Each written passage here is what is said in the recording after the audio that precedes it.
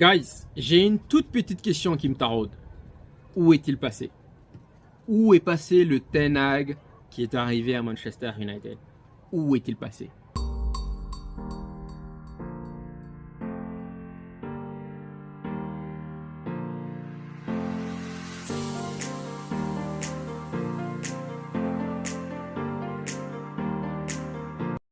Alors guys, la question que je me demande, c'est où est-il passé? Vous savez, avant son arrivée, j'avais fait énormément de recherches sur Ten Hag, sur son plan de jeu, sur sa tactique, sur comment prend-il des décisions. Et je me suis dit, c'est lui que je voulais. Je vous l'avais dit d'ailleurs. Je vous ai dit que si on avait un autre coach que Ten Hag, moi, j'allais démissionner. Je voulais uniquement Ten Hag. Personne d'autre. Personne d'autre, guys. Je voulais Ten Hag. Et sincèrement, pour vous dire vrai, la première année, les premiers mois, il m'a séduit. Je me suis dit, on a enfin trouvé notre deuxième Ferguson. On va pas refaire le débat Cristiano Ronaldo, mais pour moi à l'époque, j'avais trouvé qu'il avait géré le cas de façon masterclass. C'était poétique, franchement.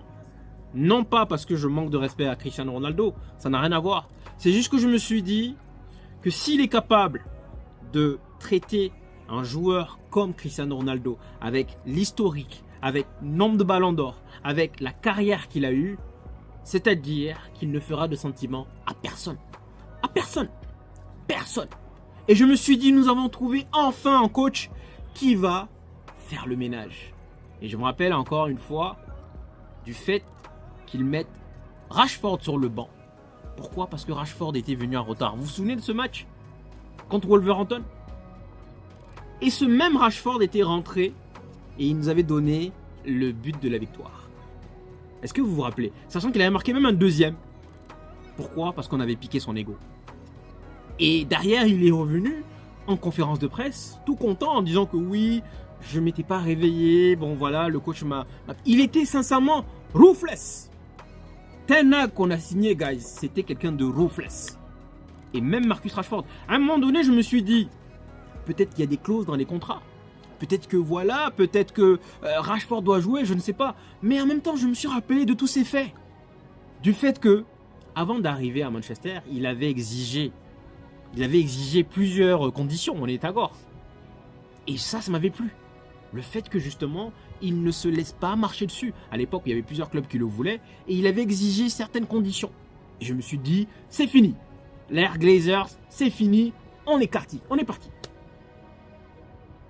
Donc, si ce même Ten Hag l'année dernière, du fait simplement que Rashford venait en retard, il a pris ses cojones pour le mettre sur le banc, et ce même Rashford s'est réveillé en nous marquant un doublé. Le deuxième but, on avait annulé parce qu'on nous avait dit qu'il y avait une faute de main, mais ça l'avait piqué.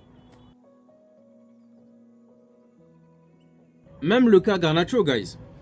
Le cas Garnacho, si on se rappelle bien, il disait... Pourquoi est-ce qu'il ne le faisait pas jouer? C'est parce que Garnacho avait des attitudes bizarres. Il se permettait parfois de venir en retard. Parfois, il avait un peu de laisser-aller. Et donc, il a voulu le traiter. À l'époque, on se demandait pourquoi. On voulait voir Garnacho. On avait vu une fois, deux fois. On voulait le voir un peu plus. Et en fait, il est venu, il nous a dit simplement. Et même ça, il ne l'a pas dit. Il a fallu que les journalistes insiste, pose la question encore et encore. Et là, il nous l'a avoué. Je trouvais que sa manière de gérer le dressing room était juste impeccable. Et même ce qu'il nous sortait en conférence de presse, j'avais vraiment envie de l'écouter. Je dégustais, je buvais ses paroles. C'était juste masterclass. Quand on arrivait contre, je sais plus c'est quand quel match où on a gagné 2-1, on a gagné vraiment difficilement. Il est venu, il nous a dit, franchement, on a gagné, mais je ne suis pas content de la performance. Et il nous avait sorti, il y avait ça, défensivement, ça, qui n'était pas bon. Quand on entend des choses comme ça, on se dit, tant mieux. C'est bon, pourquoi c'est bon? Parce que les choses que nous voyons, c'est-à-dire les lacunes que nous observons, il les voit également. À partir du moment où il les voit, c'est bon. C'est bon signe. Pourquoi c'est bon signe? Parce que cela signifie qu'il va travailler, qui va rectifier le tir, qui va corriger ses petits défauts. en conférence de presse, toutes les conférences de presse de Ten Hag, je me précipitais pour l'écouter. Où est-il passé? Qu'est-ce qui s'est passé? Honnêtement, et là je vous pose la question sincèrement. Ma théorie à moi, c'est un peu comme dans Walking Dead, vous voyez. C'est un virus. Et ce virus-là, c'est le virus Glazers. C'est-à-dire que tu viens avec tes idées, tu viens avec ta mentalité, tu viens avec tes observations, mais tu rentres dans Manchester United, que ce soit joueur, que ce soit cadre, tu rentres dans Manchester United, tout de suite tu deviens un tocard. Il te faut un an pour être contaminé. C'est la raison pour laquelle, quand un joueur arrive la première saison, il est tout simplement phénoménal. Pas tout le temps, mais bon, il fait une bonne saison. En tout cas, les premiers mois. Di Maria, Pogba, patati, patata. Et ensuite, il devient un tocard.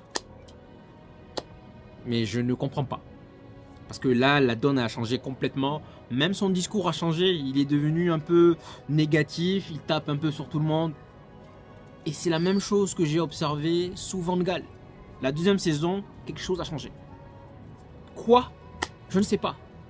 Et je me dis, malheureusement, une fois que tu arrives et que tu es touché par ce virus, tu es irrécupérable. Tu es gone. C'est pour ça qu'il doit partir. Mais là, par contre, il faudrait nous mettre un coach qui va arriver avec ses idées, ses observations, ses défis. Mais il faut l'éloigner loin, loin, loin, loin des Glazers. Tant mieux déjà, Arnold, qui a été contaminé lui aussi, il est parti. Murtaugh, contaminé aussi, il est parti. Regardez McKenna, les gars. McKenna, il a pris Ipswich en League One. Il les a fait monter en Championship. Et aujourd'hui, ils vont être champions probablement de la Championship. Ils vont monter. McKenna, à l'époque, je vous dis que c'était un tocard. Enfin bon, vu le jeu qu'on faisait, à l'époque, apparemment, c'était McKenna qui s'occupait de tout ce qui est entraînement, tout ce qui était jeu. Je traitais Ole de tocard, donc je traitais McKenna de tocard. Aujourd'hui, McKenna, il fait du bon boulot. Peut-être que c'est le moment de le ramener, je sais pas. Mais là, Ten Hag, guys, il est gone. Il est gone. Ses décisions ne sont plus aussi lucides. Parce que je ne me remets pas du fait que Marcus Rashford et Casemiro ont pu finir le match. Et sachant qu'on va jouer Coventry la semaine prochaine, je suis sûr à 10 000% qu'on va les revoir. En tout cas, Casemiro, c'est sûr qu'on va le revoir. Où est le message? Où est le leadership? Où est le charisme? Où est passé ce Ten Hag? Où est-il? Pour en revenir sur la situation avec Garnacho, qu'est-ce qui s'est passé? Mark Gobry, donc propriétaire du United Stand, avait fait un commentaire un tweet en disant que finalement c'est Garnacho qui paye les pots cassés. Et qu'est-ce que Garnacho a fait? Il a liké ce tweet. Et là maintenant, ça crée quelques secousses. Ça rappelle un peu l'épisode Sancho. Et là, sincèrement, on essaie de voir comment est-ce que Ten Hag va adresser cette situation. Est-ce qu'il va faire subir à Garnacho le même sort, sachant que Garnacho, mine de rien, il fait une saison correcte, pas excellente mais correcte. Il lui a sauvé les miches à plusieurs fois.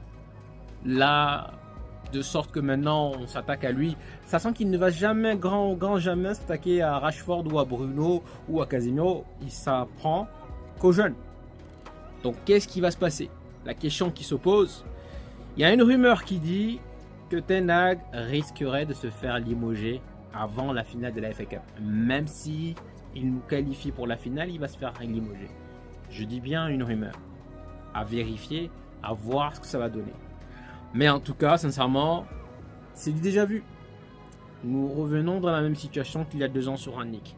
Et à l'époque, tout le monde disait que Rangnick était un tocard. Il avait dit les termes, lui au moins. Il n'a pas eu peur. Il savait qu'il allait partir, mais voilà, il a dit les termes.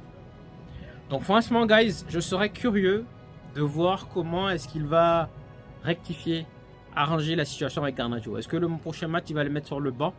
Je pense que s'il le met sur le banc, ça serait une mauvaise décision. Non pas parce que Garnacho faisait un grand match et qu'il ne mettait pas de sortir. C'est juste que, comme je dis la dernière fois, oui, il a perdu beaucoup de ballons. Mais moi, j'estimais que Rashford faisait un match beaucoup plus chaotique, beaucoup plus catastrophique. Donc je suis curieux de voir comment est-ce qu'il va gérer cette situation. Et je pense que ça, la manière dont il va gérer ce cas, va découdre de son sort. C'est ce que je pense. Donc on verra comment ça va se passer. Mais moi je pense que là, maintenant, il n'est plus lucide. On va le voir même contre Coventry. Je pense qu'il va s'attaquer à Garnacho. Je pense qu'il ne va pas le faire jouer. Il va le mettre sur le banc, histoire de le punir. Chose qu'il ne fait pas pour Rashford, chose qu'il fait pour Casemiro, alors que ces joueurs-là sont littéralement parlant lâchés. Voici ce que j'en pense. Dites-moi en commentaire, guys, ce que vous en pensez. Et puis, merci de m'avoir écouté. Je vous dis à la prochaine. Ciao, ciao.